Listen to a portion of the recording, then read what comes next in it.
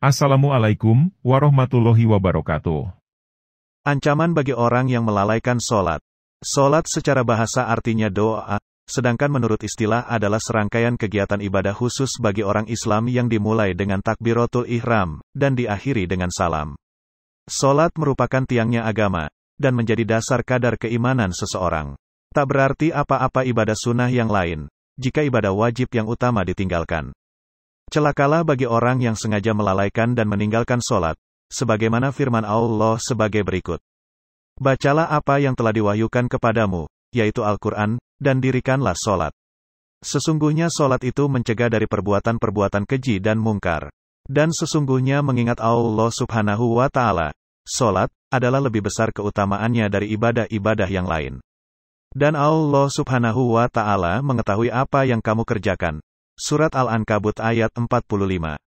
Allah pun berfirman pada ayatnya yang lain, yang berbunyi, maka kecelakaanlah bagi orang-orang yang sholat, yaitu, orang-orang yang lalai dari sholatnya. Surat Al-Ma'un ayat 4-5. Kemudian Rasulullah juga bersabda, bermula orang yang meninggalkan sholat padahal ia dalam keadaan sehat, maka Allah tidak memandang kepadanya dengan pandangan rahmat, dan baginya kelak, azab yang amat hebat, melainkan kalau ia bertaubat dari perbuatannya itu. Terdapat 3 bagian orang yang termasuk dalam melalaikan sholatnya, yakni 1. Orang yang menunda sholat dari awal waktunya sehingga mengakhirkan sampai waktu yang terakhir dan hampir habis waktu sholat. Orang yang tidak melaksanakan rukun sholat dan syarat sah wajib sholat sebagaimana yang diperintahkan oleh Allah dan yang dicontohkan oleh Nabi Muhammad. 2. Orang yang tidak khusyuk dalam sholat dan tidak memaknai bacaan ketika sholat. Selain mendapatkan dosa akibat meninggalkan dan melalaikan sholat, orang tersebut juga akan mendapatkan siksa di dunia, ketika sakaratul maut, dan ketika di alam barzah. Siksa di dunia, Allah akan menghilangkan dan mengambil rezekinya. Allah akan mencabut cahaya dari wajahnya, dan orang-orang beriman akan membencinya. Siksa ketika sakaratul maut, ruhnya dicabut saat mengalami keadaan yang sangat haus.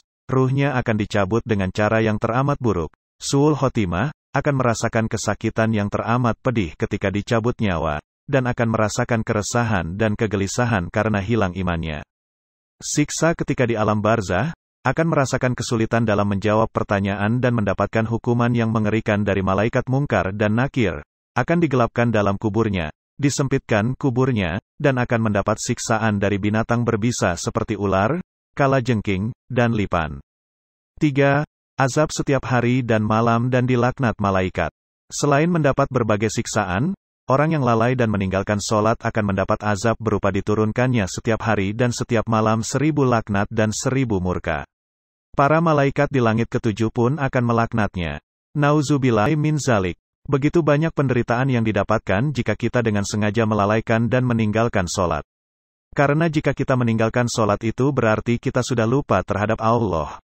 Dan kufur atas segala nikmat yang telah Allah berikan kepada kita setiap harinya.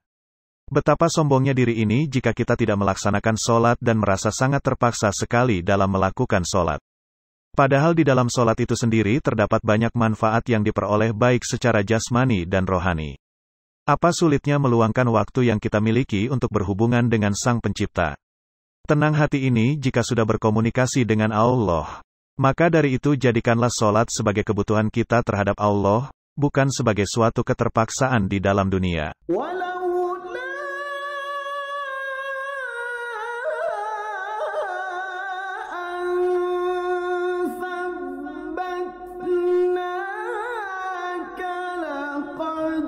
كدت ترى